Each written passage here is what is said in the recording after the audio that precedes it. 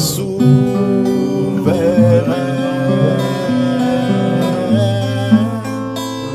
Nous élevons nos voix pour l'adorer, l'agneau Jésus, oh l'agneau de Dieu souverain, l'agneau Jésus, oh le roi des rois et souverain, l'agneau Jésus, oh les tout-puissants, il est souverain, l'agneau Jésus, oh le roi des rois et souverain, l'agneau Jésus, oh le pain de vie est souverain, l'agneau Jésus, oh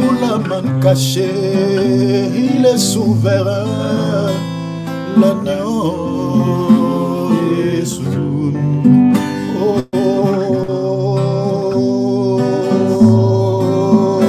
l'agneau Jésus, oh,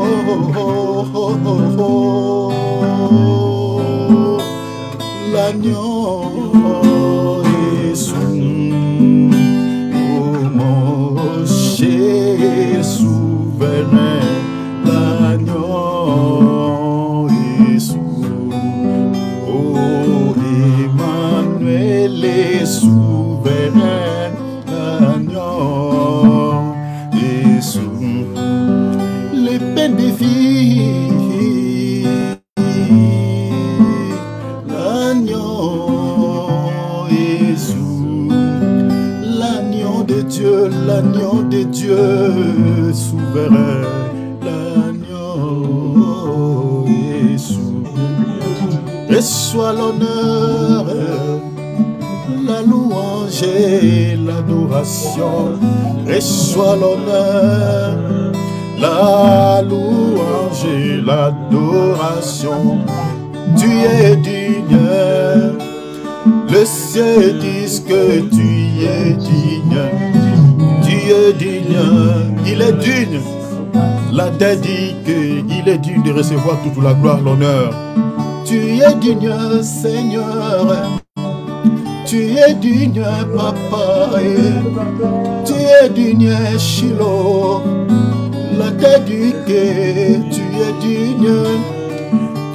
digne Shiloh, tu es digne Papa, tu es digne Shiloh, les cieux disent que tu es digne, reçois l'honneur, la louange et l'adoration, reçois la grandeur, la puissance, la louange et l'adoration. On y va, tu es digne, le ciel dit que tu es digne, la terre dit que tu es, oh, tu es digne, le ciel dit que tu es digne, Papa, la terre dit que tu es digne, reçois la grandeur, l'autorité, la puissance, oh la louange Seigneur, la louange Papa, alléluia, ozali Nzambe, makolo elobi yoza Nzambe, mabele elobi yoza Nzambe, elevele likolo elobi yoza Nzambe, mabele elobi. Tu peux les chanter en français comme à Lingala. Yozali Nzambe, likolo elobi yoza Nzambe, na bomo mabele elobi yoza Nzambe, ozali Nzambe, ozali Nzambe, ozali Nzambe, nayembeli yo yoza Nzambe, okosaka te, obomwani te, kolo yoza Nzambe, yoza Nzambe na bomo, nayembeli yo yoza Nzambe, zuwa nkembo papa, lokumu ezaya yo, zuwa nkembo papa, natatoli yo yoza Nzambe. La source de mes grâces, oh, tu es ma richesse, oh Seigneur. La source de mes grâces, mon chant d'allégresse. Jésus, tu es ma tendresse, oh, tu fais des promesses qui se réalisent, oh, tu es ma sagesse, tu es toute mon espérance.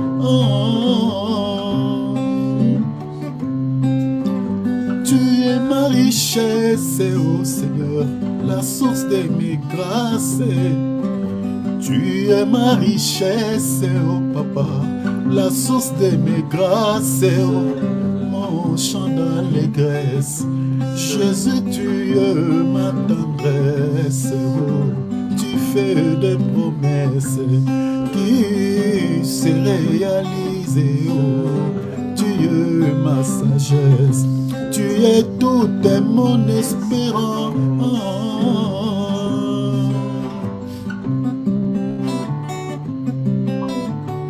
Ta clarté est une lampe qui éclaire. Par ta lumière, nous voyons la lumière. L'âme qui pleure n'est recours qu'à toi. C'est par toi que toutes les choses s'accomplissent. De ton bonheur, mon cœur est rempli. Témoin fidèle, Jésus-Christ mon idéal. Les vrais soutiens sur la terre des humains. Tu es ma richesse, oh Seigneur, la source de mes grâces, oh. Tu es ma richesse, oh Papa, la source de mes grâces, mon chant d'allégresse. Jésus, tu es ma tendresse, oh, tu fais des promesses. Dans les cieux, sur la terre, où lui est soumis à jamais. Tout est soumis en ton nom, Père. Cette maladie qui fait pleurer ta fille tout le temps, Seigneur, se soumet en ton nom et relâche la vie de ta fille. Libère son corps. Seigneur, ce problème, ces célibats, ces blocages, ces condamnations, se soumettent en ton nom. Les esprits qui accompagnent ces soucis, obtempère maintenant. Obtempère maintenant. Libère ce domaine. Libère, Seigneur, cette situation. Au nom de Jésus. Au nom de Jésus. Papa, secours-nous. Notre Dieu dans les cieux, sur la terre, oh notre roi, tout lui est soumis à jamais. Touche-nous, touche nos problèmes, touche nos santé, touche-nous, touche-nous, Seigneur Jésus, touche nos familles, touche nos santé, oh, touchez-nous. Touchez-nous, papa. Touche nos problèmes, Jésus. Touche nos problèmes, Seigneur Jésus. Touche nos santé, Jésus. Touche nos soucis, Seigneur Jésus. Touche-nous, papa.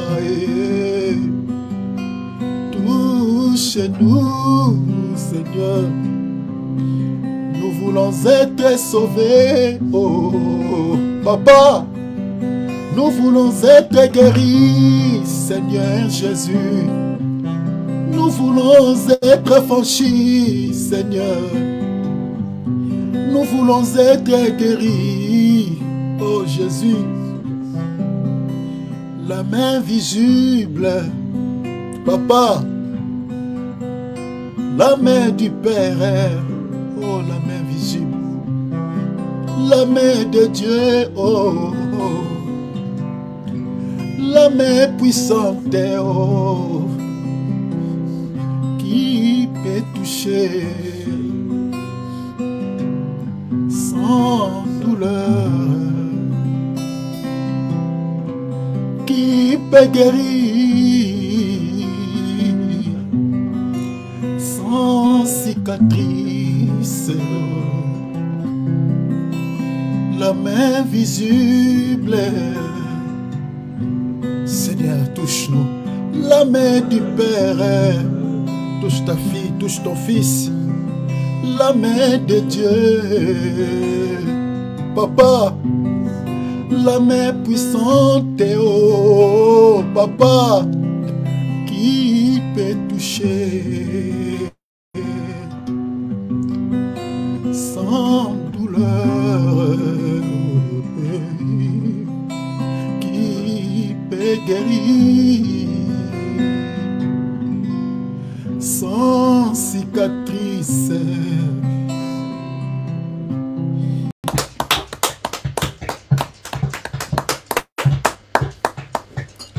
Gloire à Dieu. Prenons nos Bibles, prenons nos calepins. Gloire au Seigneur.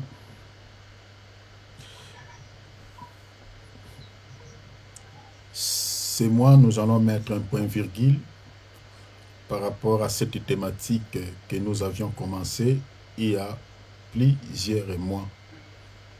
Le thème, comme vous le savez, que nous sommes en train d'aborder, sommes-nous véritablement au temps de la fin? Et nous avons un sous-thème que nous avions aussi intitulé l'enlèvement. Alors on avait épinglé plusieurs sous-points que nous avions déjà partagés ici. Et là, nous sommes attelés sur le dernier sous-point qui n'est rien d'autre que la marque de la bête. Donc nous sommes en train de parler de la marque et puis nous allons expliquer aussi, je peux dire, le contenu de la marque de la bête. Donc le nombre de son nom et le nom de la bête. Nous allons expliquer ces chiffres pour, par la grâce de Dieu, ôter un peu l'ambiguïté qui tourne tout autour de ce nombre 666 que beaucoup considère comme étant la marque de la bête, alors que la Bible ne dit pas cela. Alors, si Dieu le veut, nous sommes en train d'aller déjà vers, pour pouvoir expliquer ce que c'est la marque de la bête. Mais nous ne pouvons pas expliquer la marque de la bête si on ne connaît pas qui est au fait cette bête. Si on n'explique pas d'abord la bête dont on parle. Et pour cela, nous avons fait cette tournure, expliquer un peu cette bête, parce que dans ces livres d'Apocalypse chapitre 13, là où on parle de la bête, nous avions au moins des bêtes là-bas. Alors, qui est cette bête? Que le monde de cette époque-là aura sa marque sur la main droite et puis sur le front. Qui est cette bête? Est-ce que c'est la bête qui monte de la mer ou celle qui monte de la terre? Donc, c'est ça ce que nous sommes entrés d'enseigner là-dessus. Et nous sommes en train d'expliquer aussi certains détails par rapport aussi à la nature de cette bête. Et puis, on va toucher sur la marque. Pourquoi on va imposer le genre de cette époque-là, la marque de la bête. Et cette marque sera imprimée sur la main droite. Pourquoi la main droite? Et puis sur les fronts. Et pourquoi les fronts? Donc, c'est ça ce que nous sommes en train d'étudier ici. Alors, prenons nos Bibles. Nous sommes dans le livre d'Apocalypse, chapitre 13. Apocalypse, chapitre 13. Prenons nos calepins. Vous allez noter les points essentiels. À titre de rappel, comme je le fais toujours pour que vous sachiez là où nous sommes attelés, je vais faire une petite récapitulation par rapport à ce qu'on avait vu, par rapport à cette bête. J'avais tantôt dit que il y a une grande différence entre la bête qui monte de la mer et la bête qui monte de la terre. La bête qui monte de la mer, je dis que cette bête-là est différente de celle qui monte de la terre. Parce que on voit que la bête qui monte de la mer, la Bible dit, avait cordes, 7 têtes, et puis sur ces têtes, il y avait les noms ou des noms de blasphèmes. Mais tandis que la bête qui monte de la terre, la Bible dit, n'avait que 2 cornes. Et ces cornes, la Bible dit, étaient semblables à celles d'un agneau.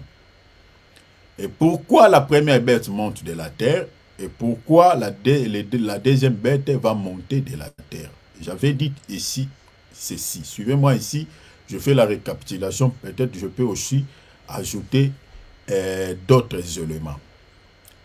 Donc, ce qui médite, je crois, si vous aviez médité ce livre d'Apocalypse chapitre 13, vous allez comprendre ce que je suis en train de dire. Mais on avait fait aussi de lecture ici par rapport à ce livre. La bête, quand on dit elle va monter de la mer, on avait expliqué cette mer n'a rien à voir avec la mer physique, n'a rien à voir avec la mer rouge ou la mer morte. Mais cette mer, selon l'interprétation que la Bible donne par rapport à cela, n'est rien d'autre que des nations, n'est rien d'autre que de peuples, des tribus ou des langues. Selon quelle écriture? Selon Apocalypse chapitre 17, verset 15. Parce que la bête dont on parle aussi dans le livre d'Apocalypse chapitre 17, c'est la même bête qui monte de la mer. C'est la même bête, donc c'est la même bête. Parce que il faut comprendre aussi, à titre d'information ou de rappel, que le livre d'Apocalypse n'est pas écrit dans un ordre chronologique. C'est-à-dire un prédicateur qui touche ce livre, c'est à lui de mettre ce livre dans un ordre chronologique pour l'interpréter. Parce que si tu lis le chapitre 1, tu vas interpréter cela dans cet ordre que les écrivains l'ont placé. Vous aurez du mal à expliquer cela. Parce que, prenons par exemple ce qui s'y est dit ici dans Apocalypse chapitre 13, la suite se trouve dans Apocalypse chapitre 17. Vous allez voir qu'il y a des choses qui sont dites dans Apocalypse 21. On retrouve certains détails dans Apocalypse 4. Vous allez voir peut-être certaines choses qu'on dit dans le livre d'Apocalypse chapitre 15. Certains détails se trouvent dans Apocalypse chapitre 8. Donc voilà, c'est un peu, on peut dire c'est en désordre au fait. C'est écrit comme ça. Mais c'est au ministre de Dieu, vous comprenez, de mettre ça en ordre pour interpréter. Alors, la bête dont on parle ici dans Apocalypse 13, c'est la même bête dont on fait mention dans Apocalypse chapitre 17. C'est la même bête, donc il ne faut pas vous compliquer. Alors, ici on parle de 2 bêtes, mais tandis que dans Apocalypse chapitre 17, on parle d'une bête et une femme. J'avais expliqué ceci, que la femme qui est sur la bête, cette femme-là, c'est la bête qui monte de la terre. Mais sauf que là-bas, Jean n'a pas répété le mot bête, mais plutôt il a emprunté le langage de la femme. Il dit que c'est la femme qui était sur la bête, mais dans un autre langage, c'était la bête qui monte de la terre qui était sur la même bête. Vous voyez, sur la bête qui monte de la mer. En fait, pourquoi nous disons que la femme là, c'est la bête qui monte de la terre? Parce que la bête ici, qui monte de la terre, nous avions dit que c'est la fausse religion. C'est une église apostate. Vous comprenez? Parce que si vous regardez sa nature, parce que cette bête, j'avais dit, elle portait plusieurs casquettes. Elle a aussi plusieurs rôles, c'est-à-dire, elle est d'abord le faux Christ. Pourquoi on dit que c'est le faux Messie? Parce qu'elle a des cornes identiques à l'agneau. C'est-à-dire, si tu regardes cette bête de loin, tu peux penser que c'est l'agneau, alors qu'en réalité, ce n'est pas l'agneau. Parce que ses cornes est semblable à celle de l'agneau. Et pourquoi cette bête doit avoir l'aspect ou l'apparence de l'agneau? Or, l'agneau, dans les Écritures, c'est le vrai Messie. Est-ce que vous comprenez cela? C'est le vrai Messie. Alors, quand lui, il s'identifie aux cornes de l'agneau ou il s'identifie au vrai Messie, donc vous comprenez que, donc, quand il viendra, quand il va se manifester, cette bête ici, ne prenez pas comme un animal, mais en réalité, ça sera un homme en chair et en os, mais il sera comparé à un animal, parce qu'un animal, selon la Bible, c'est quelqu'un qui n'a pas l'esprit de Dieu, c'est-à-dire, une personne qui n'a pas l'esprit de Dieu est considérée comme étant un homme animal. Vous comprenez? C'est pour cela que vous allez voir même, hein, Jésus avait taxé l'Hérode comme un chien. Vous voyez, quand l'Hérode cherchait à le faire mourir, il y a quelques personnes qui est venu dire à Jésus, Hérode te cherche pour te faire mourir, il dit, allez dire à ces chiens. Il y a certaines personnes qui disent que Jésus avait insulté quelqu'un dans la Bible. Le Seigneur dit, allez dire à ces chiens. Donc, une personne qui n'a pas l'esprit de Dieu est considérée comme étant un chien, comme un animal. Vous pouvez lire aussi 2 Corinthiens, chapitre 2, à partir du verset 15. À partir du verset 13, 14, 15. Vous voyez? Donc, une personne qui n'a pas l'esprit de Dieu ou qui ne comprenne pas les choses spirituelles de Dieu, il est considéré comme étant un animal. C'est-à-dire, tous ces païens-là qui rejettent, c'est pas délibérément le Seigneur Jésus-Christ, ils n'ont pas le Saint-Esprit, ce sont ces gens-là qui sont considérés comme étant des hommes animaux. Alors, c'est pour cela, ces messieurs-là, il est comparé, c'est-à-dire c'est faux, mais s'il sera comparé à une bête. Pourquoi? Parce que c'est quelqu'un qui sera un charnel, qui sera terrestre, qui sera diabolique. Donc, c'est-à-dire tout ce qu'il fera à cette époque-là, vous voyez, durant son gouvernement, durant son règne, ne sera que des choses qui n'ont rien à voir avec la sainteté. Ça ne sera charnel et diabolique. Voilà pourquoi il est considéré comme étant aussi une bête. Alors, on dit qu'il va s'identifier à l'agneau. Donc, quand il fera son apparition, il viendra comme étant un Messie, mais ça, il sera le faux Messie. C'est pour cela que j'avais évoqué l'écriture de Matthieu, et puis de 1 Jean, là où Jean dit, je crois c'est 1 Jean chapitre 2 ou chapitre 3, où le Seigneur d'abord dit, il s'élèvera des faux Christ. Vous voyez, les faux Christ. Et Jean dit que il y a plusieurs antichrists. Hein? Il y a des antichrists. J'aimerais lire ça pour que vous compreniez ce qu'on avait lu. Lisons d'abord Matthieu. Voilà, donc on va lire d'abord... J'aimerais qu'on lise ce passage. Matthieu chapitre 24, on lit le verset 5. Le Seigneur dit, car plusieurs viendront sous mon nom, disant, c'est moi, suis le Christ. Donc le Christ, c'est-à-dire Messie. Hein? Suis le Messie. Donc ici, le Christ, c'est moi qui suis le Christ, c'est au singulier. Parce que quand on lit, il faut veiller aussi sur les articles. Donc les singularités et les pluralités, c'est très important. Après, il dit, c'est moi qui suis le Christ. Donc quand il viendra, cet homme, vous voyez pourquoi il porte le corps de l'agneau. Donc c'est-à-dire, il va s'identifier, il se présentera comme étant, c'est lui le Messie. La raison pour laquelle Israël va l'accueillir, vous voyez, parce qu'il va se présenter comme étant celui le Messie. Parce qu'il faut comprendre que, selon les procès, pourquoi vous allez se poser les questions, pourquoi l'Israël va l'accepter, tout ça, pourquoi n'a pas accepté le vrai Messie, mais il va accepter cet homme. il faut comprendre que le vrai Messie a été rejeté parce que la manière dont l'Israël entendait le vrai Messie, ce n'est pas la manière dont le vrai Messie était venu.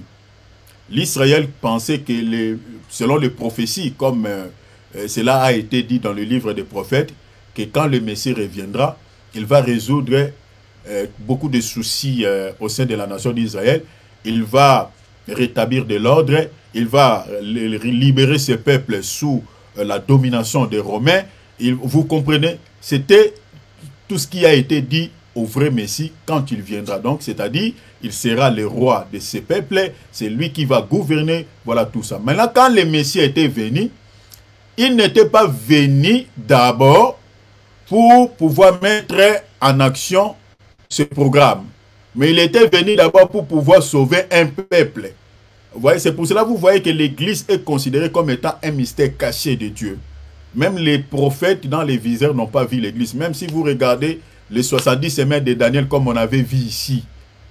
Même Daniel, même l'ange qui parlait à Daniel n'avait pas vu l'Église. Et pour cela, l'Église est comparée comme une femme. C'est-à-dire, quand Dieu a créé Adam, la femme était à l'intérieur d'Adam. Mais quand on regarde Adam comme ça, on ne peut pas remarquer la présence de la femme. C'est Dieu qui voyait la femme en Adam. Or, Jésus est le véritable Adam selon 1 Corinthiens, chapitre 15, à partir du verset 45. C'est-à-dire, l'Église était cachée en Christ. La raison pour laquelle, à la croix de Golgotha, quand on avait déchiré les côtés de Jésus, il y a l'eau et le sang qui étaient sortis. Cher enfant de Dieu, tel que nous sommes là, si on déchire ton côté, il n'y aura pas l'eau et le sang qui sortira. Les gens verront seulement le sang. Mais par contre, à la croix, notre Seigneur et Sauveur Jésus-Christ, quand on l'avait déchiré ici, déchiré son côté, les gens ont vu l'eau et le sang sortir.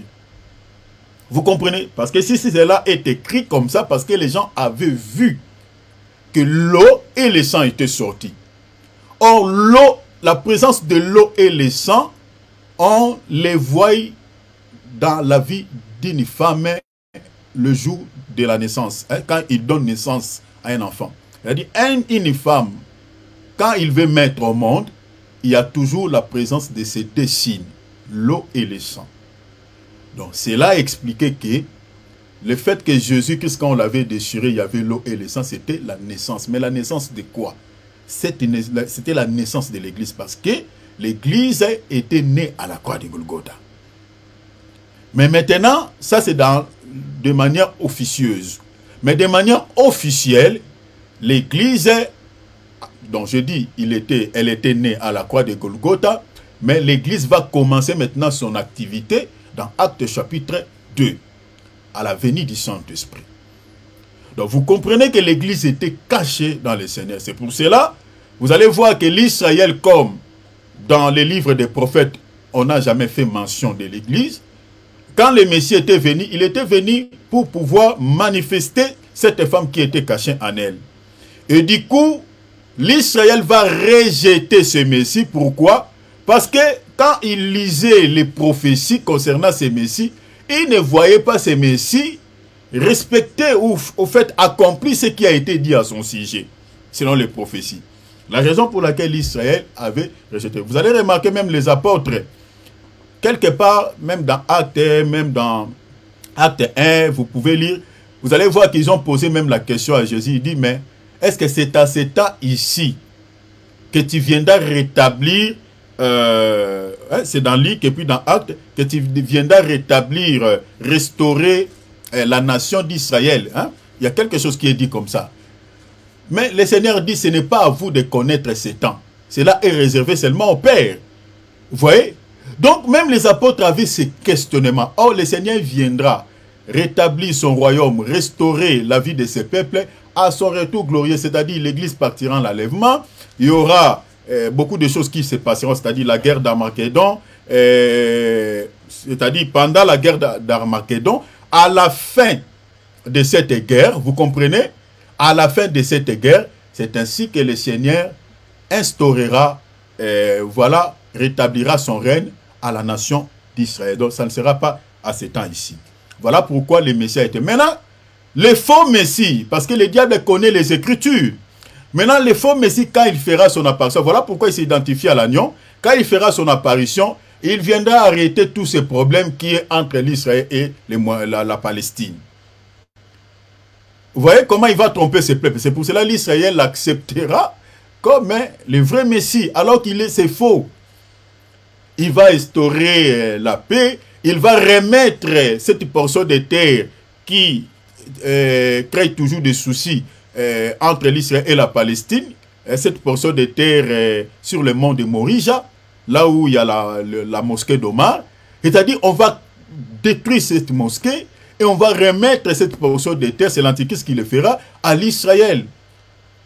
Et c'est comme ça que l'Israël dit, oh, mais c'est lui qui est venu même restaurer notre culte, nous remettre même la portion de terre qu'on a vu. Alors, c'est bel et bien lui le Messie. Vous voyez? Et c'est comme ça. Mais c'est pour cela que vous voyez, il vient avec les cornes de l'agneau. Donc les cornes de l'agneau, c'est-à-dire pendant la première moitié de son règne, il sera un homme de bien, quelqu'un doux. Même le monde ne saura pas vraiment que c'est lui le faux Messie. Parce que la nature de l'agneau, c'est la douceur. Vous comprenez? Donc il viendra comme ça. Donc, pendant les durant de son premier règne, là il sera vraiment quelqu'un de bien. Mais la Bible dit ici, si vous lisez Apocalypse 13, 11, la Bible dit il avait des cornes semblables à celles de l'agneau, mais il parlait comme les dragons. Mais quand est-ce qu'il va parler comme les dragons? Il va parler comme les dragons là à la moitié de son règne. C'est-à-dire, les derniers 3 ans et demi qui restera, là maintenant, il ne va plus parler comme l'agneau. Il va parler maintenant comme les dragons. Oh, qui est les dragons? C'est les diables. C'est là où il va rompre l'alliance avec l'Israël. C'est là où il va faire beaucoup de choses les plus abominables. Il va arrêter les cultes. C'est là où l'Israël comprend, ah, c'est lui qu'on a pensé que c'était le meilleur. Ce n'est pas lui. Et quand l'Israël maintenant va pouvoir chercher à rompre l'alliance avec lui, c'est à ce moment-là, il va réunir toutes les nations de la terre pour pouvoir maintenant exterminer l'Israël, effacer l'Israël de la carte. Si vous lisez Zacharie chapitre 14, vous allez voir ce qu'il fera à son peuple. La Bible dit, il va récupérer donc, c'est-à-dire, ça sera au moins, je crois, 2 tiers de Juifs qui seront amenés en captivité. Il tuera, les femmes seront violées, des maisons seront brûlées, il fera des mauvais. C'est-à-dire, une portion seulement qui restera à l'Israël, cette portion-là. Parce que le Seigneur ne permettra pas qu'il puisse exterminer ses peuples, parce qu'on va massacrer, il va faire vraiment des choses qui n'ont jamais eu lieu. Et une portion-là qui restera.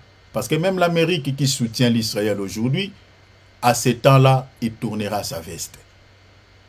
Donc l'Israël restera seul. Et Dieu le permettra que l'Israël reste seul afin qu'il retourne son regard vers lui. Et pour cela, Zacharie dit dans Zacharie 12, la Bible dit, quand ils vont pleurer, le Seigneur déversera sur eux un esprit de grâce et de supplication, et ils tourneront les regards vers celui qu'on avait percé. C'est-à-dire vers Yoshua, vers le Seigneur Jésus-Christ. Et c'est en ce moment-là, le Seigneur viendra à son retour glorieux, combattre contre la bête. Vous comprenez cela? Ça sera la guerre qu'on appelle dans la Bible la guerre d'Armageddon. Donc il ne faut pas confondre, parce que dans les livres d'Apocalypse, nous avons 2 guerres. Nous avons la guerre d'Armageddon et la guerre de Gog et Magog. J'avais dit et je réitère que la guerre d'Armageddon, ça sera une guerre qui se passera physiquement. C'est-à-dire, ça sera les nations qui combattront contre l'agneau. Et j'avais dit par rapport à cela que le Messie, quand il viendra maintenant pour intervenir, pour combattre cette bête, c'est à ce moment-là, parce que vous allez comprendre que dans Apocalypse chapitre 8, on dit qu'il y avait un silence d'environ d'une demi-heure. C'est-à-dire, pendant les règnes de l'Antichrist, là, on va prêcher les 144 000 que j'avais expliqué comme étant une portion ou les rescapés. C'est le besoin que le Seigneur enverra à l'Israël. Ils feront leur travail pendant la première moitié des règnes de l'Antichrist. Ça sera un temps de paix. Il va prêcher, ils vont servir. Mais à la deuxième moitié des règne de l'Antichrist, l'Antichrist tuera ses deux serviteurs de Dieu et c'est là où il commettra beaucoup de choses, des choses les plus abominables. Mais maintenant, l'ennemi va régner, c'est-à-dire il consommera son 7 ans tel qu'il est écrit dans la parole. Le Seigneur ne descendra pas. Le Seigneur descendra à la fin des règnes de l'Antichrist. Retenez ça. Parce que souvent, il y a beaucoup de soucis, beaucoup de confusion par rapport à cela. Le Seigneur n'interviendra pas pour défendre l'Israël quand l'Antichrist va commencer à massacrer. Non. L'Antichrist tuera la Vierge folle, tuera les enfants d'Israël. Pendant, dira, 3 ans et demi, il va maltraiter. Maintenant, à la fin de son règne, il y a une prolongation de 75 jours selon la prophétie de Daniel chapitre 12. C'est à ce temps-là que le Seigneur intervenant où il y aura la guerre de Gog et Magog. C'est à ce moment-là il y aura le Seigneur va frapper les nations, y compris l'Antichrist par les 7 trompettes et puis les 7 coupes de la colère de Dieu. Ça sera à ce temps-là aux guerres d'Armageddon. Mais la guerre de Gog et Magog, c'est une guerre que le Seigneur livrera contre les diables et ses anges. Mais cette guerre se passera de manière spirituelle. Si vous voulez comprendre, c'est-à-dire, parce qu'il faut comprendre que le diable, il va réunir toutes les nations. C'est-à-dire, c'est une guerre qui se livrera sur la terre, vous comprenez, de manière physique, mais se livrera aussi de manière spirituelle. Si vous regardez par exemple Exode chapitre 17, vous allez voir quand l'Israël livrait une bataille contre qui? Amalek. Vous allez voir que cette guerre était livrée dans 2 dimensions. C'est-à-dire Josué combattait de manière physique sur la terre avec ses militaires. Et Moïse combattait contre un autre Amalek sur la montagne. Vous comprenez? En fait, c'est ça la guerre d'Armageddon et Gog et Magog. Donc Gog et Magog, le Seigneur les livrera cette guerre sur le plan spirituel, direct avec les diables sur le plan spirituel. C'est-à-dire, le Seigneur Jésus qui se présentera comme Moïse sur la montagne, mais sur la terre, il y aura maintenant la guerre d'Armageddon. Ça, l'Israël combattra, vous comprenez, contre les nations et le Seigneur permettra que quelqu'un se lève au milieu de la nation d'Israël comme Josué afin de remporter la victoire face aux nations. Si vous lisez par exemple la guerre de 6 jours, vous allez comprendre ce que le Seigneur avait fait. C'était passé ici dans notre ère.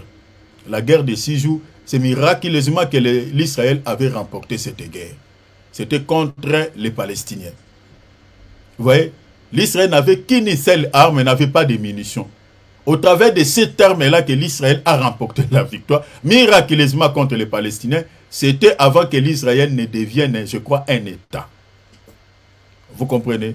Et ce sont des choses que le Seigneur fera à cette époque-là, malgré ils vont rester un petit nombre.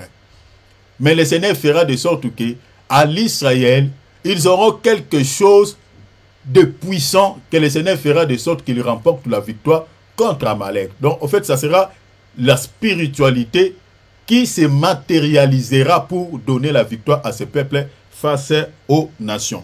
Alors, nous avions expliqué que la bête qui monte de la mer, c'est le royaume, c'est le roi, c'est aussi le pouvoir civil, ou si vous voulez, le pouvoir politique, et puis son système. Ça, c'est l'image de la bête qui montait de la mer. Vous comprenez? C'est ça. Parce que on dit que cette bête avait au moins 3 natures des animaux. Il avait la nature du léopard, du lion, de l'ours. Vous comprenez? Or, la nature de ces 3 animaux ou de ces 4 animaux, on les retrouve aussi dans Daniel chapitre 7. Ces animaux sont des royaumes, sont aussi des nations. Alors, les 7 têtes de cet animal ne sont rien d'autre aussi que des royaumes. Les 10 cornes représentent 10 rois. Et pour ça, je dis que cette même bête représente les royaumes, représente les systèmes, représente le roi, et puis représente le pouvoir civil. Alors, la bête qui monte de la terre, j'avais dit, il représente le pouvoir religieux, il représente le faux messie, il représente aussi l'église apostate. Vous comprenez cela? Il représente tout ça. Mais maintenant, la bête qui pousse les gens à adorer, au fait, à recevoir la marque de la bête, c'est la bête qui monte de la terre. C'est-à-dire, cette bête, ça sera les faux messies, mais ça sera aussi l'église, c'est-à-dire le pouvoir religieux qui imposera aux gens de recevoir la marque de la bête. J'avais dit ceci que cette église ici, c'est l'église apostate que nous connaissons tous. C'est l'église catholique romaine. À titre d'information, pour ceux qui n'ont pas suivi cette information, vous savez que le pape, il y a 2 jours ou 3 jours ici, il vient, je peux dire, parce que c'est un État aussi, hein, le Vatican, on a voté une loi. Donc, on a exigé, parce que quand lui il dit quelque chose, donc toute l'église catholique au monde doivent obtempérer à cela.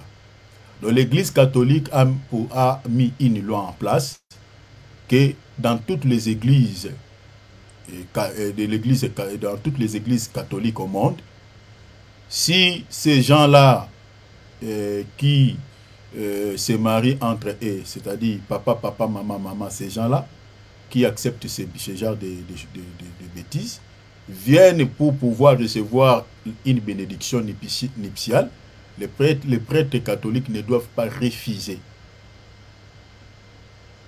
Vous comprenez? Ne doivent pas les refuser. Parce que Dieu aime les pécheurs. C'est ça ce qu'il a évoqué comme argument, que Dieu aime les pécheurs. Alors il oublie que Dieu aime les pécheurs, mais Dieu ne tolère pas les péchés. Vous voyez comment ces messieurs, ils tordent le sens des Écritures pour soutenir le mal. Vous voyez? Donc cette histoire de papa, papa, maman, maman, vous voyez comment maintenant la persécution viendra. Mais bien aimé, quand nous sommes en train de dire que nous sommes à la fin, les gens pensent que c'est des plaisanteries. Mais bien aimé, nous sommes à la fin. Je vous avais démontré ici que l'église catholique jouera parce que la bête sortira de l'église. Et forcément, je pense, il sortira de cette église. Parce que l'apôtre Paul dit que le mystère de l'iniquité agit déjà. Vous comprenez? Il faut seulement que celui qui le retient ait disparu. Celui qui retient la manifestation de celui qui, au fait de cette bête, c'est le Saint-Esprit. Vous comprenez cela? Donc, vous voyez le rôle que cette église est en train de jouer au monde. Vous voyez comment il marche de pair avec les nations, avec le pouvoir politique. Le pouvoir politique, ils ont mis une loi en place. La loi là dit que non, vous ne pouvez pas discriminer ces gens-là qui aiment vivre, voilà, en couple. Papa, papa, maman, maman. Vous ne pouvez pas les discriminer. Il y a des lois qui ont légalisé même leur mariage. Vous voyez? Dans les pays où je vis, voilà, en France, en Suisse, partout. Donc, on dit, il faut les accepter. Donc, s'ils se marient, ils viennent demander les certificats du mariage, il faut les accorder.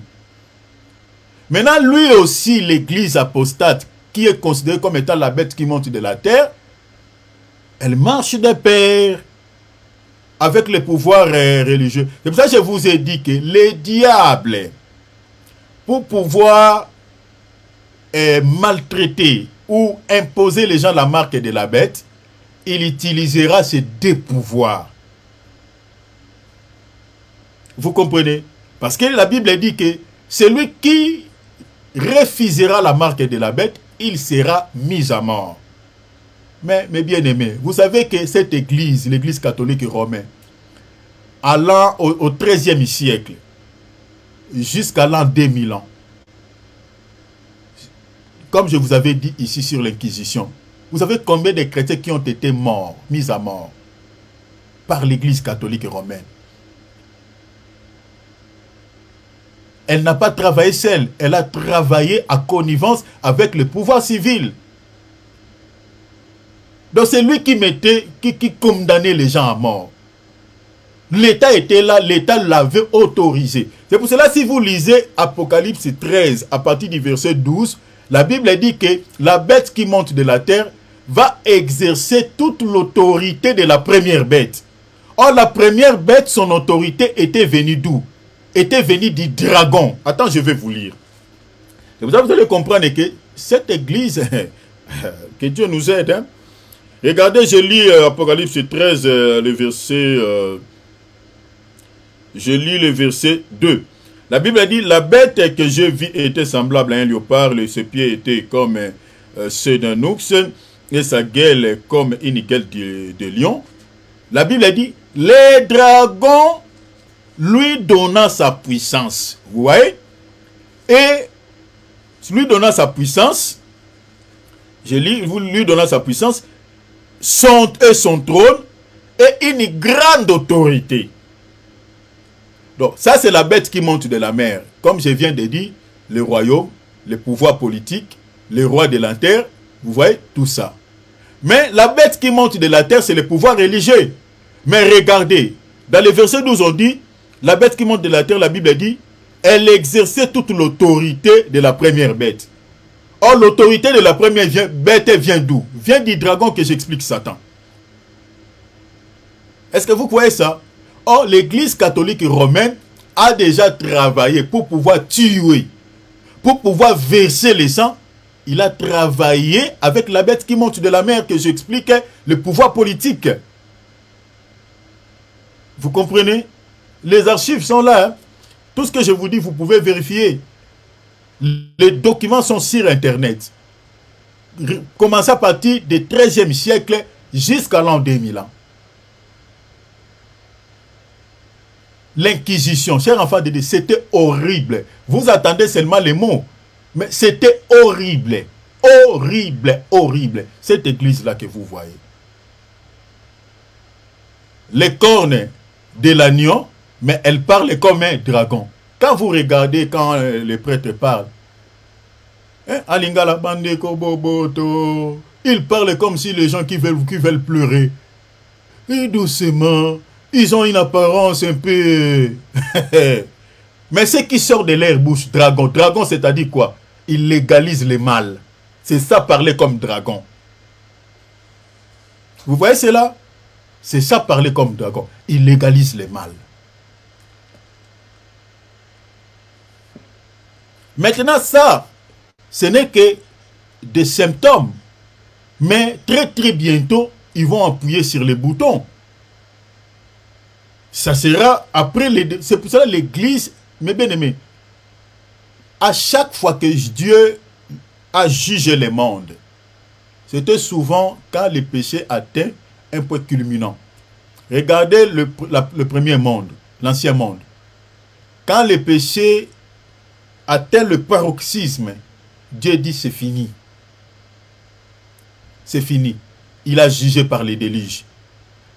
Dans la vie de Sodome et Gomorrhe, quand le péché a touché le paroxysme, Dieu encore a jugé par les faits. Et le Seigneur dit dans Luc chapitre 17, il en sera de même à l'avènement du Fils de l'homme. Vous voyez cela? C'est-à-dire, avant que le Seigneur ne juge ce monde, il faut que le péché atteigne le zénith. Et c'est ça ce que nous sommes en train de voir. La Bible dit il faut que le mal soit introduit dans les lieux saints. Donc, les lieux qui est censé d'adorer Dieu, les lieux qui est censé d'être purs. Maintenant, vous voyez les gens qui... les gens qui ont accepté cette notion de papa viennent pour recevoir, entre guillemets, la bénédiction de Dieu. Imaginez, mes bien-aimés, dans quel endroit? Dans les lieux saints. La Bible dit, quand vous verrez l'abomination de la désolation dont a parlé le prophète Daniel établi dans les lieux saints, c'est lui qui y fasse attention. Cette prophétie, c'est une prophétie cyclique, une prophétie qui était accomplie à l'époque des Maccabées, c'est-à-dire contre les Romains, je crois contre les Romains ou les Grecs, c'est-à-dire cela est accompli entre Malachie et le livre de Matthieu, parce qu'il s'est écoulé 400 ans où Dieu ne parlait pas, quand on avait introduit une abomination dans les temples. C'est-à-dire on avait sacrifié un porc. Mais cette prophétie, au moment où nous sommes en train de parler, c'est une prophétie cyclique qui s'accomplit aussi. Et qui s'accomplira aussi au règne de l'Antichrist. Qu'est-ce qu'on n'a pas vu dans nos assemblées? Les abominations qui se passent dans nos églises. Il y a des sœurs qui reçoivent les grossesses sur l'autel. Le lieu qui sont censés de prêcher la parole de Dieu. C'est là où on est entré d'engrosser les sœurs. L'impudicité dans nos assemblées. C'est ça l'abomination. Le lieu qui est censé d'être propre pour pouvoir élever Dieu. Mais c'est là où on introduit des impuretés. L'église catholique, n'en parlons pas. Il y a même des sacrifices humains qui se font. Maintenant, regarde ce qu'il vient de légaliser là. Maintenant, nous, les églises évangéliques, nous allons faire quoi? Maintenant, le monde va nous regarder avec un œil hautain. Ah, vous exagérez.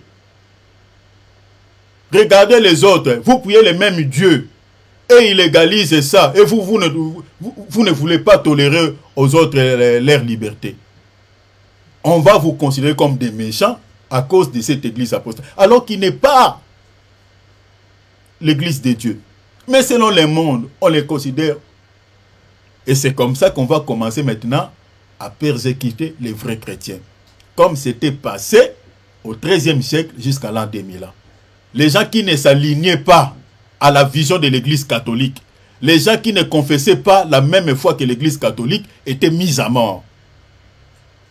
Maintenant, au gouvernement de l'Antichrist, quand le Saint-Esprit va partir en enlèvement, le Saint-Esprit partira avec l'église en enlèvement, la vraie église, les chrétiens qui resteront là, les églises qui continueront à œuvrer, ils subiront, mes bien-aimés, des maltraitances de la part de cette église, parce qu'on lui donnera le pouvoir. Il va exercer le même pouvoir que la première bête, que j'explique, est le pouvoir politique.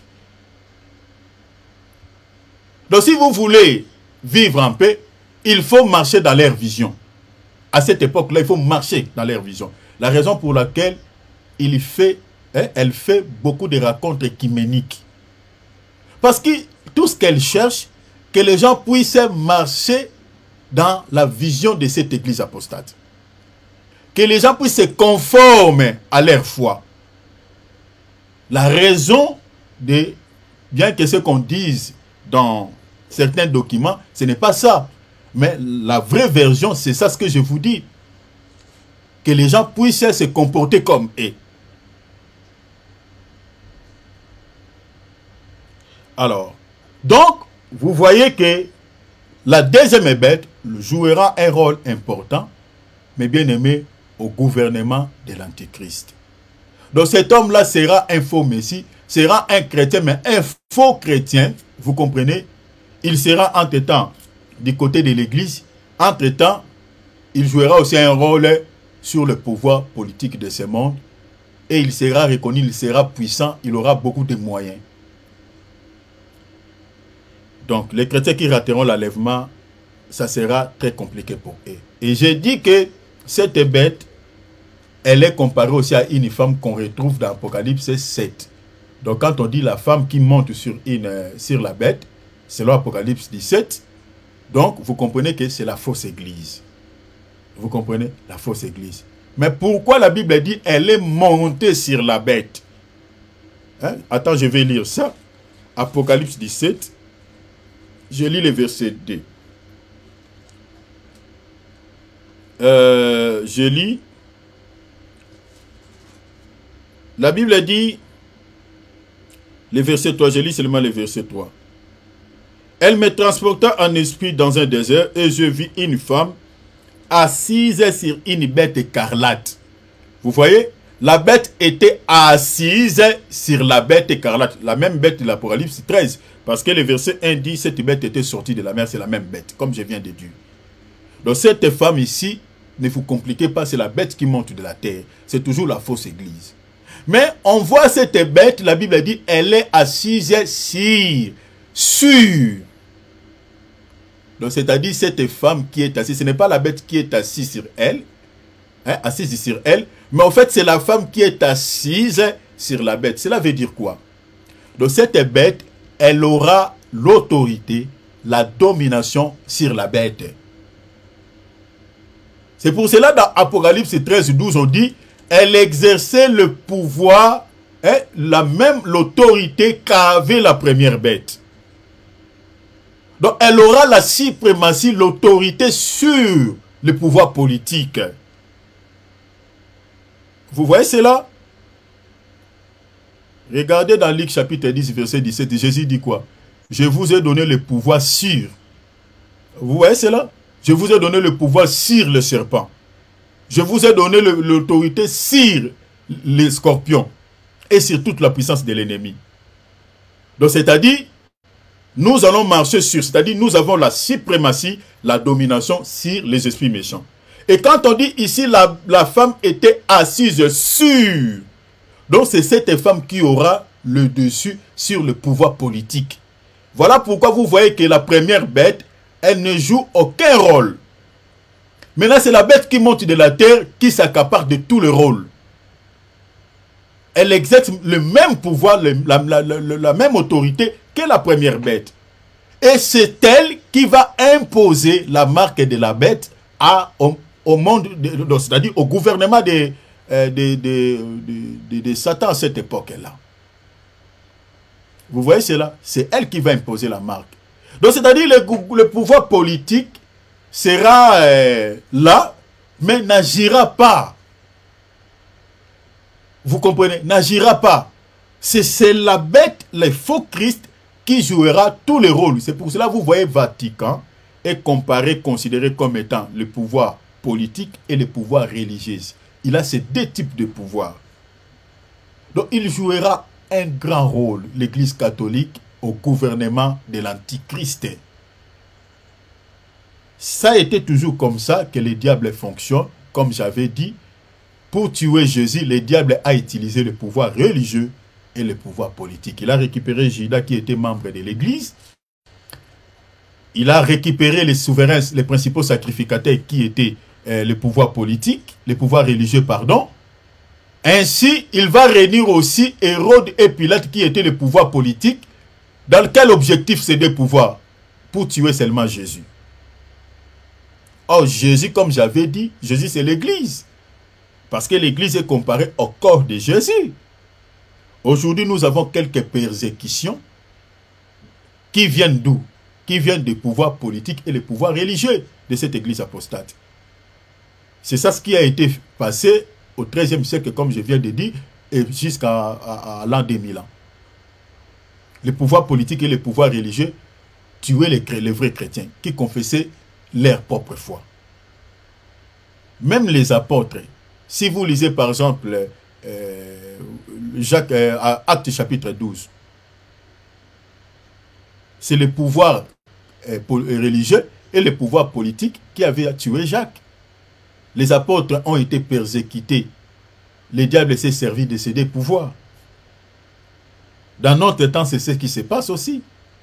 Maintenant, quand l'Église partira à l'enlèvement, le diable fera toujours la même chose. C'est comme ça qu'il procède. La Bible dit ce qui a été, c'est ce qui sera. Retenez cela, mes bien-aimés. L'Église catholique, c'est la femme dont on fait mention dans Apocalypse 17. C'est la bête qui monte de la terre. Et je crois que la bête sortira d'elle. Si elle ne sortira pas d'elle, elle sortira mais d'une église qui travaille en connivence avec cette femme.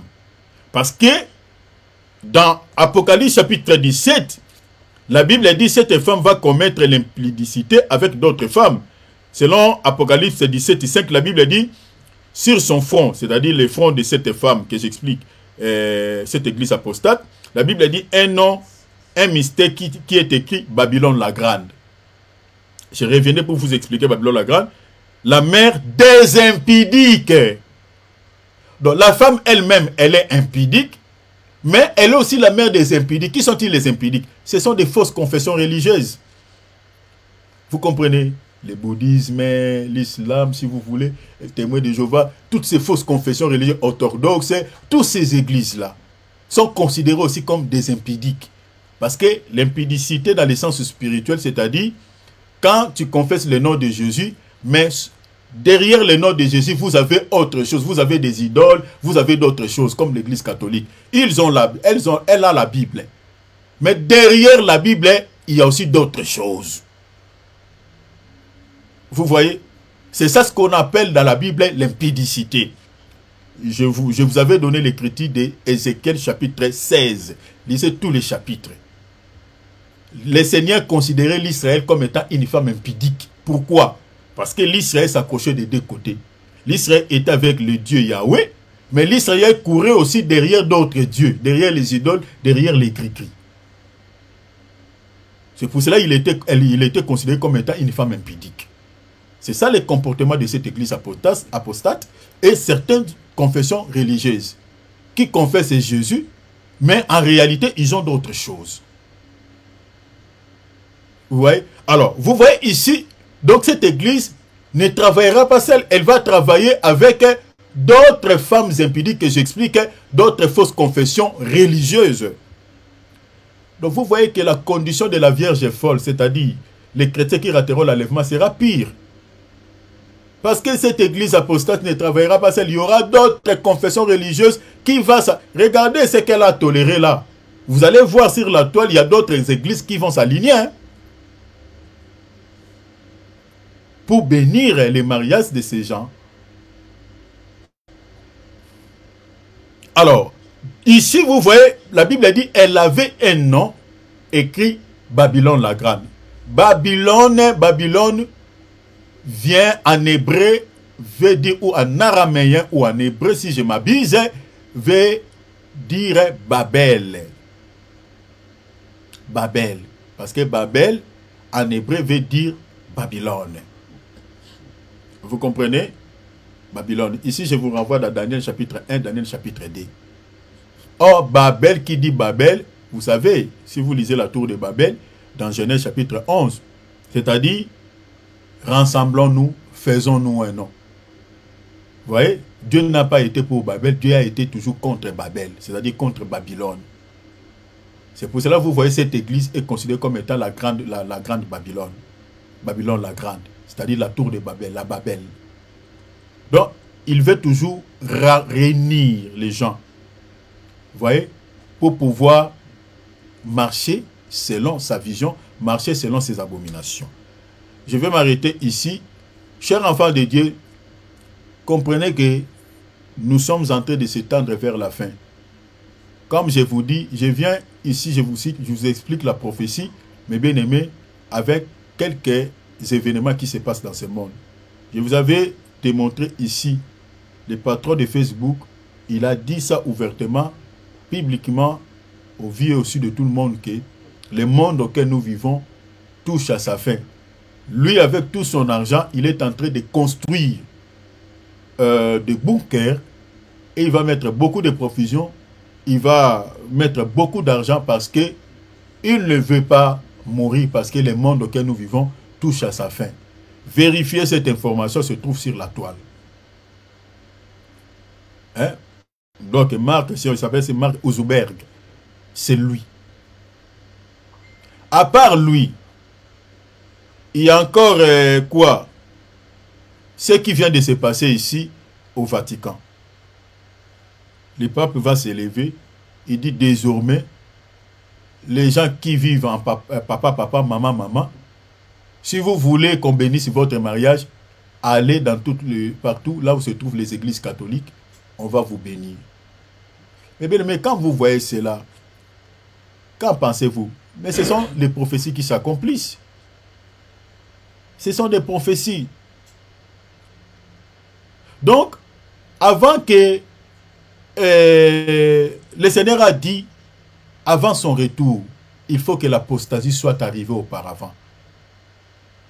C'est-à-dire l'égarement. L'apostasie veut dire en d'autres termes l'égarement ou l'abandon de la foi. Vous voyez comment cette église est en train d'égarer les gens. Vous voyez cela? Donc ce sont des signes qui nous montrent que c'est ça l'apostasie. Et après ce temps, la Bible dit, l'église va quitter. la terre pour aller à la rencontre. Donc, c'est-à-dire, nous sommes tout proches à l'enlèvement, tout proches, je vous dis. Mais, l'un des 4 matins, mes bien-aimés, les gens regarderont ces vidéos, chercheront cela sur l'Internet. Nous sommes que des instruments par lesquels le Seigneur passe pour nous avertir que le monde auquel nous vivons, mes bien-aimés, est à déclin, touche à sa fin. Même ceux qui sont dans l'Illuminati, mes bien-aimés, sont en train de le dire ouvertement. Bien qu'ils ne savent pas vraiment ce qui va se passer. Parce que le diable est un père de mensonges, il les ment. Mais nous savons que l'événement, le plus grand événement qui va bousculer ce monde, qui va créer des chaos, qui n'aura pas l'issue, c'est l'enlèvement. Parce que l'enlèvement va laisser un chaos dans ce monde. Va créer pas mal de soucis dans ce monde. C'est un événement qui n'a jamais eu lieu. Et après l'enlèvement, ça sera les règnes de l'Antichrist. Les règnes total de l'Antichrist. Aujourd'hui, le diable agit, mais il agit toujours de manière sournoise et dans les mystères. Il n'agit pas de manière totale à cause de l'Église. Parce que l'Église est comparée comme du sel qui retient la pétréfaction, la pourriture. Mais quand l'Église partira, mes bien-aimés, c'est fini. C'est pour cela, mes bien-aimés, malgré les soucis qui t'entourent, malgré les problèmes que tu as, n'abandonne pas la foi. Pourquoi?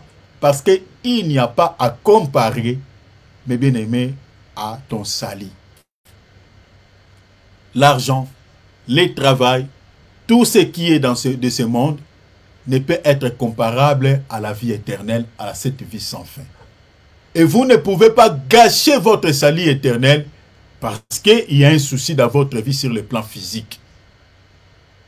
Vous insultez Dieu, vous êtes en train de murmurer, vous êtes en train, je ne sais pas de faire quoi, mes bien-aimés, gardez votre calme. Si le Seigneur étend sa main, parce qu'il faut comprendre que les soucis que nous avons, nous là, nous ne sommes pas les seuls. Regardez même au temps des apôtres, les apôtres exhortaient les gens dans ce sens. Parce que des fois, on peut regarder sa vie, tu peux penser que tu es seul, que tu es en train de vivre cette situation, que Dieu est injuste. Non.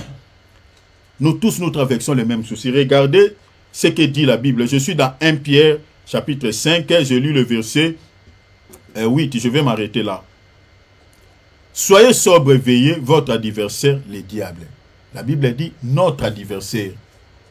Donc tel que nous sommes là, tu es là, il faut mettre ça dans votre esprit, le fait que tu es chrétien. Tu as un adversaire qui s'appelle Satan. La Bible dit, rôde comme un lion rugissant, cherchant qui il dévorera. L'objectif de cet adversaire, c'est quoi? De dévorer. Dévorer qui? Dévorer nos vies. Mais la Bible dit dans le verset 9, résistez-le lui avec une foi ferme. Et quand on résiste, lui, il va s'opposer. Mais nous devons faire quoi? Résister. Il ne faut pas céder. La Bible dit ne cède pas, mais tu dois résister. On résiste comment? Par la prière en gardant la foi. La Bible dit résistez-lui avec une foi ferme. Mais regardez ce que l'apôtre Pierre dit. Il dit, sachant que les mêmes souffrances sont imposées à vos frères dans le monde. Il dit, les souffrances que le diable impose ou nous impose, nous ne sommes pas seuls. À travers le monde, il impose les mêmes souffrances aussi à nos bien-aimés. Vous comprenez? Donc, dans cette situation, tu n'es pas seul. Le diable est en train de toucher, ça, il touche tout le monde. Mais la Bible dit quoi? Nous devons résister, nous ne devons pas céder. On cède à l'ennemi quand on perd la foi. On cède à l'ennemi quand on commence à murmurer contre Dieu et à aller dans le sens de l'ennemi. Là, vous vous cédez à lui. Et le diable, quand on se laisse comme un œuf entre ses mains, il ne va pas vous caresser au sens du poil. c'est là où il va encore vous maltraiter comme pas possible. Alors, n'acceptez pas cela. Garde la foi. Si tu vois ça ne marche pas, si tu veux pleurer, pleurez dans la prière, dans la présence de Dieu. Parce qu'il n'y a pas un père qui peut t'aimer comme Dieu. Il n'y en a pas. Il est le seul papa qui nous aime plus que tout autre papa parce que c'est lui qui nous a créés. Et si vous avez des soucis et qu'il n'agit pas, il a toujours eu raison. Il le sait. Mais fais-lui confiance, attache-toi à lui. Si tu regardes même la vie des apôtres, tout n'était pas rose, tout n'était pas joli. La vie chrétienne, ce n'est pas une vie de bon chic, bon genre. Non. Dans la vie chrétienne, si tu ne traverses pas les épreuves, vérifie ta vie chrétienne. Vérifie. Parce que le ciel, il y a un prix à payer. La Bible a dit que c'est par beaucoup de tribulations qu'il nous faut entrer dans le royaume des cieux. Je m'arrête ici. Le Seigneur revient. Que personne ne perd son salut. Attachons-nous à Jésus. Si les choses vont, marchent, glorifions-le. Si les choses n'y vont pas, gardons le calme, le silence. Continuons à demander sa grâce. Nous allons prier. Seigneur Jésus, merci pour ce message. Demandons à Dieu de l'aide. Prions s'il vous plaît. Ouvrons nos micros s'il vous plaît. Seigneur Dieu, nous te demandons la grâce. Tu es notre Père. Merci tu es notre Dieu. Tu es notre soutien. Tu es notre salut. Personne ne peut nous aider comme toi. Il arrive des fois, Seigneur, nous murmurons. Il arrive des fois, Seigneur, on a envie d'abandonner. Même moi qui a donné ces messages, il y a des fois, je me pose énormément de questionnements. Je dis, Seigneur, Seigneur, jusqu'où? Seigneur, jusqu'à quand? Seigneur, pourquoi seulement moi? Seigneur, pourquoi? Mais Seigneur, tu nous réponds, Seigneur, que tu es toujours avec nous, tu ne nous délaisses pas, tu ne nous abandonnes pas, tu es là à notre côté, on n'est pas seul. Je sais même quand nous marchions dans la vallée de l'ombre de la mort, on n'est pas seul. Tu es avec nous. Tu es avec nous. Tu es avec nous. Donne-nous la force, Seigneur, dans l'école à laquelle tu nous fais passer, qu'on n'abandonne pas. Il arrive des fois, nous plairons. Oh mon Dieu, on pleure comme des enfants, on pleure, les larmes coulent, le cœur fait mal, il y a des douleurs au-dedans de nous. Seigneur, jusqu'à quand? Seigneur, pourquoi tu as permis ainsi? Seigneur, donne-nous la force, qu'on n'abandonne pas. Parce que je sais, les souffrances de ces temps présents ne seront comparables au poids éternel. Il y a de belles promesses, Seigneur, que tu nous réserves dans la félicité. La Bible me dit, Seigneur, là tu essuieras nos larmes. Là, Seigneur, il n'y aura ni deuil, il n'y aura plus de soucis ni de maladies. Mais dans ce monde avec ces corps corruptibles, Seigneur, on aura toujours des soucis, on va toujours pleurer. Mais je te prie, Seigneur, aidez-nous, fortifie-nous.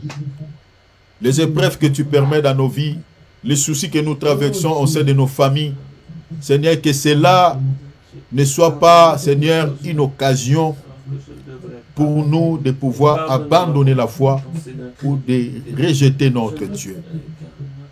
Je te prie, Père, aidez-nous. Aidez-nous à s'attacher. Aidez-nous à s'accrocher. Que les choses marchent. Qu'elles ne marchent pas. Nous restons toujours fidèles à toi. Seigneur, s'il te plaît, aidez-nous. Dans le nom de Jésus. Dans le nom de Jésus. Dans le nom de Jésus. Alléluia. Voici maintenant, je suis devenu citoyen du ciel. J'ai une vie nouvelle en Jésus.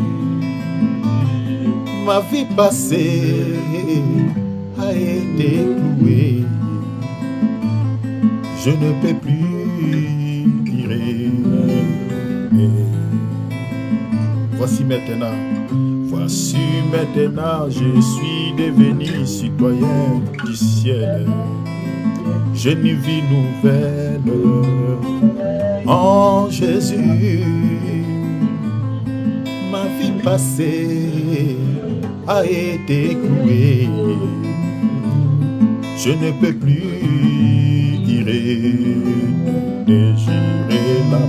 j'irai là-bas, parmi les anges. Oh papa, près d'Emmanuel, me consoler, passant mon temps à la louange, dirant Jésus un grand merci, dirant Jésus, un grand merci. J'irai là-bas, parmi les anges, près d'Emmanuel, me consoler, passant mon temps à la louange, dirant Jésus un grand merci, dirant Papa, dirant Jésus un grand merci. Papa, je remets ton peuple entre dans cette main. Bénis ton peuple, Seigneur, s'il te plaît. Guéris ceux qui sont malades. Accorde la solution, Seigneur, à tes fils et à tes fils. S'il te plaît, Père, console les cœurs affligés. Accorde la paix, la joie au cœur attristé, Seigneur, s'il te plaît. Donnez la solution à tous nos problèmes au nom de Jésus. Donnez-nous la force, que ce soit dans les bons ou dans les mauvaises circonstances, qu'on n'abandonne pas, qu'on ne baisse pas les gardes, au nom de Jésus-Christ. Seigneur, je sais que l'ennemi cherchera à nous influencer pour qu'on abandonne, mais donne-nous un cœur ferme, qu'on ne cède pas à celui-ci, qu'on n'abandonne pas la foi. S'il te plaît, Père, fortifie chacun de nous. Nous qui avons eu cette grâce d'écouter ces messages, permets à ce que, Seigneur, si tu viendras, tu nous trouveras vivants. Que personne ne rate l'enlèvement. Que personne, les jours de ces grands événements, Seigneur, le surprenne. Aidez-nous, Seigneur.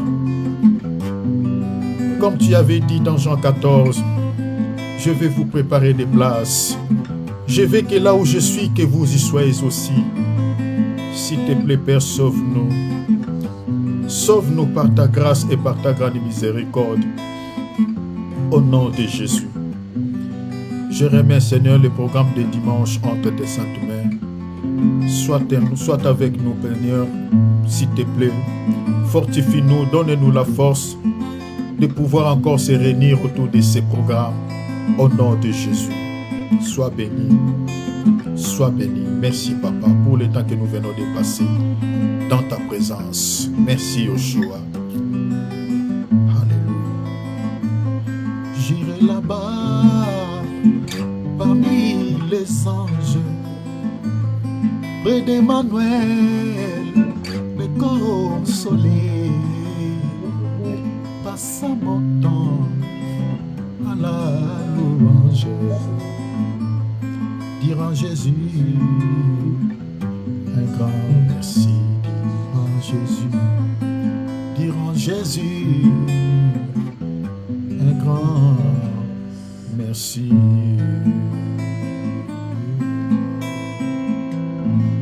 Acclamons le Seigneur.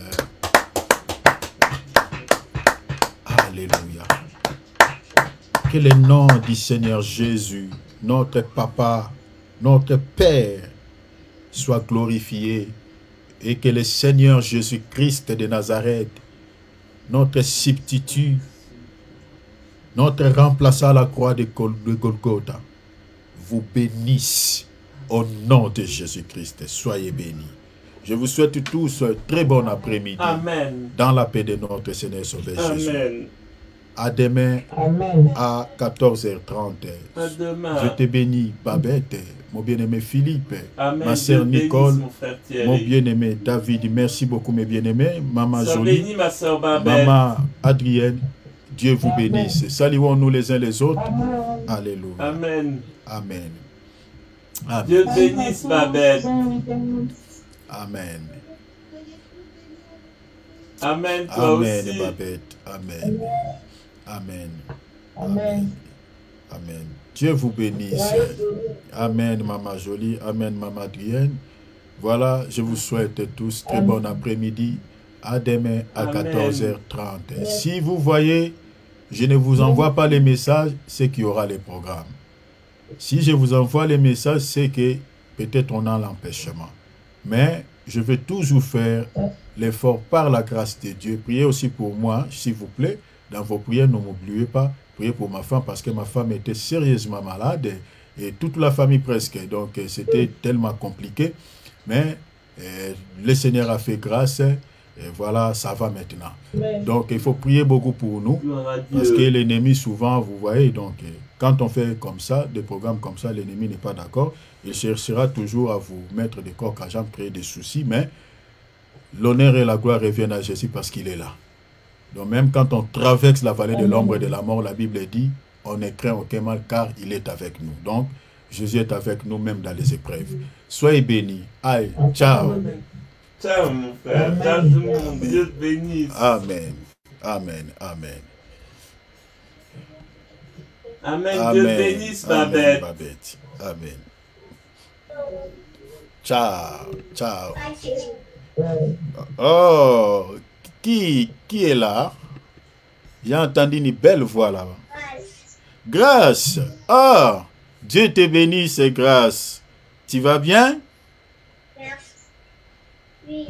Amen. Dieu te bénisse. Sois béni au nom de Jésus.